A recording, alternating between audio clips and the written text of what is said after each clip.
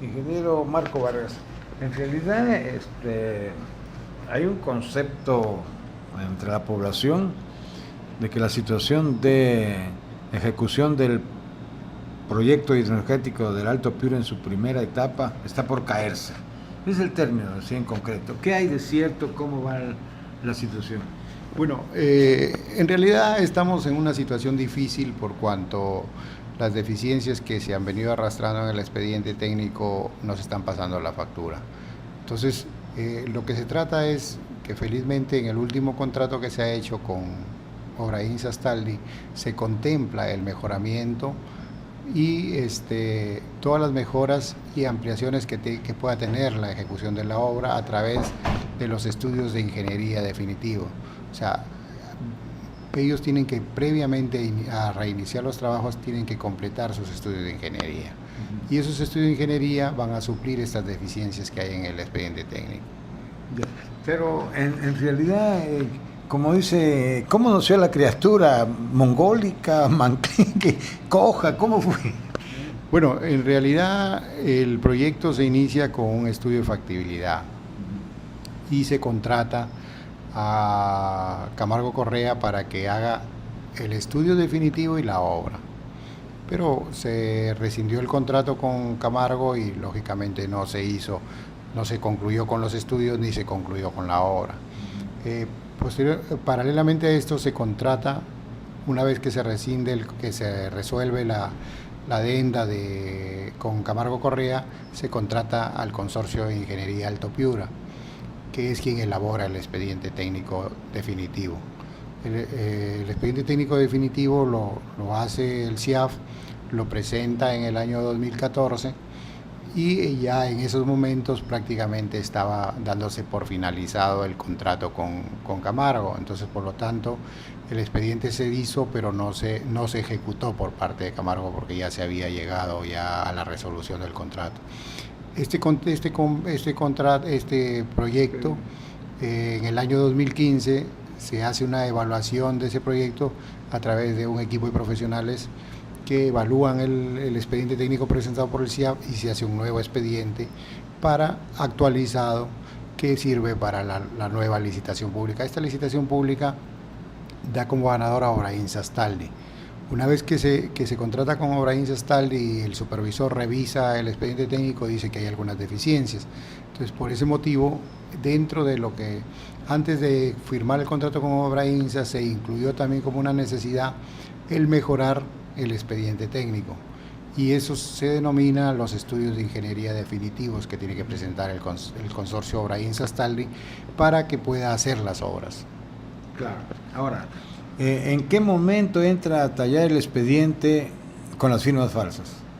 Sí, los estudios con las firmas falsas. Bueno, hay que aclarar que supuestas firmas falsas, porque no hay nada todavía, ¿no? Entonces hay una denuncia periodística, pero no hay una denuncia formal ante una entidad como la Fiscalía o esto, ¿no? El Ministerio Público. Entonces, este expediente se aprueba en el año 2014, ¿no? Que servía para que Camargo ejecute la obra, en esas condiciones en que se había contratado con Camargo. Pero este expediente, ya una vez que nosotros lo recibimos, el proyecto Alto Piura contrata a un equipo de profesionales y hace un nuevo expediente y ahí se utiliza como insumo este expediente inicial. Entonces el nuevo expediente es el que sirve para la contratación de Obrainsa Astaldi. Y dígame, ¿todo esto no pudieron evaluar o ponerle un nombre propio a los anteriores responsables de esta dependencia? Bueno, otra cosita que hay que aclarar es que el proyecto Alto Piura no solamente es el túnel y la presa tonera, o sea, ese es un componente que es el componente inicial, que son 13 kilómetros de túnel y una presa, pero el Alto Piura es mucho más grande, o sea, tiene 3 componentes más en los cuales se tiene que ir avanzando, y se tiene que ir avanzando de acuerdo al Sistema Nacional de Inversión Pública vigente en esa época. porque recuerden que lo único que exoneró del SNIP fue el primer componente, pero los otros 3 componentes no se exoneraron, entonces tenían que continuarse los estudios.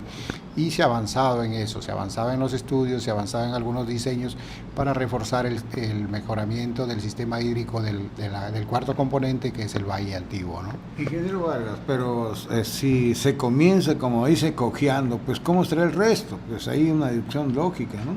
Bueno, si bien es cierto, en este caso se inició, como usted dice, cojeando, pero yo creo que para eso estamos los ingenieros, para corregir las cosas, y si se tiene que corregir, se tiene que ir corrigiendo, ¿no? Sobre un costo, pues, que ya nos estamos... Bueno, lógicamente todo esto tiene un costo que no se previó inicialmente, ¿no? Pero si estamos pues dentro de la línea de ejecución del proyecto y tenemos que empujar el proyecto para que se haga.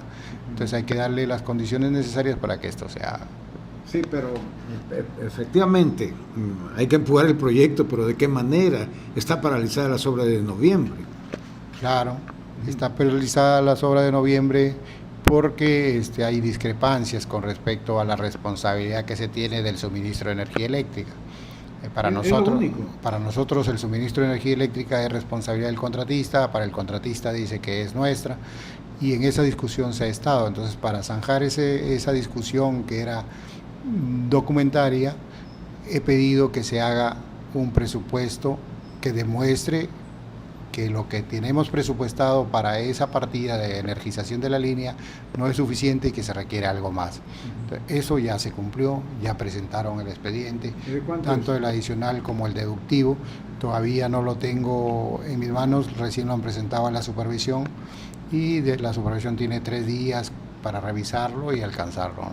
Claro, pero vayamos en concreto, digamos, en cuanto a los tiempos que ya se vencieron, ya han pasado, no sé, ¿hay algún augurio como para decir que se va a iniciar la obra, o hay algún arbitraje de por medio?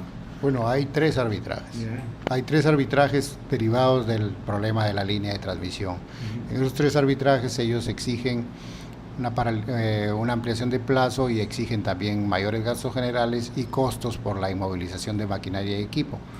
Esto significa más o menos entre los 3 arbitrajes alrededor de 14 millones de soles. Entonces eso está en discusión, está en arbitraje, hay que solucionarlo en el tribunal arbitral. Pero además ellos han presentado una nueva solicitud de paralización de obra por el fenómeno del Niño costero. Entonces, estamos en emergencia y ese periodo es el que está actualmente en vigencia, ¿no? ¿No serán pretextos, algo parecido? Bueno, yo creo que a todos nos da un poco inseguridad de que pueda suceder esto, ¿no? Yo también he pensado lo mismo que usted, pero queremos creer que una empresa que está haciendo una obra de esta magnitud sea seria, y estamos exigiéndole que se reinicie el trabajo. Ellos nos han ofrecido reiniciar los trabajos tan luego cese el periodo de emergencia. ¿Pero cuándo va a cesar? Es la forma de pensar. Bueno, para nosotros cesa a partir del 29 de mayo. O sea, el día 30 de mayo ellos deben reiniciar los trabajos. ¿Y cuál es en sí, digamos, la situación entre ustedes y la empresa? Es decir, ¿hay conversaciones amigables, de tensión? ¿Cómo es? Bueno, yo creo que más bien es de tensión, ya, porque estamos exigiéndole ya a través de cartas notariales que ellos reinicien los trabajos y recuperen el tiempo perdido, presenten los expedientes definitivos de los estudios de ingeniería, y les hemos puesto en nuestra carta notarial que si ellos no alcanzan y no reinician los trabajos y no alcanzan los documentos faltantes de ingeniería, les resolvemos el contrato. Sí, pues. ¿Y hay plata que debe haber para pagar los 14 millones que ellos están pidiendo, o están ustedes exigiendo que se bajen? Mira, los 14 millones ya quedó definitivamente desechado. Bien. Entonces estamos ahora trabajando en un adicional por lo que es la reparación de la línea, que no está contemplado en nuestras partidas de mantenimiento inicial y mantenimiento rutinario. Esas partidas son las que se le van a pagar y solo estrictamente lo que significa ese componente. Entonces, eso tiene que determinarse esta semana porque ya lo tiene el supervisor revisando y ellos tienen que aprobarlo o desaprobarlo. ¿Y en qué tiempo se haría eso? También lo dice el expediente, ¿no? También lo dice el expediente. Porque el consejero regional Hermes Alzamora decía que no se lo hacía en 15 días y después en una semana, por no decirlo en 24 horas o de la noche a la mañana. Entonces yo le refuté eso, pero bueno, ¿quién va con ellos? Bueno, la ventaja de una línea de transmisión es que puedes utilizar varios frentes. Entonces, tú tienes una línea de 54 kilómetros, puedes poner, vamos a exagerar, puedes poner 54 frentes, o sea, un grupito en cada kilómetro y lo hace rápido, ¿no? Pero hay metodologías constructivas que no se pueden hacer eso, como el caso del túnel, ¿no? El túnel no puedes entrar por solamente por la entrada o por la salida, no hay más. Sí, pero Marcos, disculpa que te tutee, ¿no crees que es como una gallina que tú le el maíz y va picando para una obra de esta magnitud, poner varios frentes? No, bueno, es en lo que es la línea no es algo muy, o sea, lo que representa la línea de subtransmisión es pequeño comparado con la magnitud de la obra. Por supuesto, ¿no? De entonces, eso lo conocemos. Y por eso de repente la versión de alguna gente, porque NOSA mismo dice, bueno, yo pongo varias cuadrillas y avanzo más rápido, ¿no? Pero es porque NOSA tiene la experiencia y tiene también la cantidad de gente que se requeriría. Claro. Ahora la empresa tiene que ajustarlo a lo que ellos tienen bajo su documento contractual y me imagino que el plazo que ellos estarán poniendo no son 15 días, yo creo que, pero en 30 días sí lo pueden hacer. ¿Cuál es el avance física de la obra, del túnel? Mira, ¿Qué han hecho? Bueno, mira, la galería de acceso, o sea, la galería de acceso es un pequeño túnel que se hace para llegar al verdadero túnel que es. Eso lo hizo Camargo, no lo terminó. Entonces, Obrainsa hasta el día terminado ese túnel, esa ventana de acceso, y además ha perforado 240 metros reales de túnel. O sea, lo que hay ahorita son 240 metros reales de túnel y además todos los estudios de ingeniería que se están avanzando y que ya están próximos a terminar porque cuando yo llegué estaban en el informe 3, ahora ya están en el informe 9, que tienen que aprobársele y con eso continuar los trabajos. También se ha venido trabajando en el mejoramiento de las vías de acceso, que si bien es cierto, una parte las hizo Camargo, otra parte todavía faltaba. Entonces se ha estado trabajando en eso, desgraciadamente por las lluvias se ha paralizado todo eso. Es criticado el desembolso de dinero que han hecho a la empresa. ¿Cómo ustedes lo tratan de, digamos, demostrar al pueblo que no es así, que no es cierto? Y por lo tanto, conociendo que hay varios factores que favorecen a la empresa también, se puede ya dar cifras específicas hasta el momento. Mira, lo que se le ha valorizado hasta la fecha al consorcio Obrainsa-Astaldi es 26.671.000, que representan el 5% del monto total de la obra. Entonces, la obra tiene un avance de casi el 7%.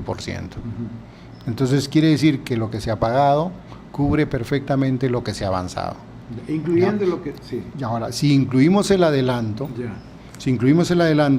a ellos se le dio 70 millones de adelanto.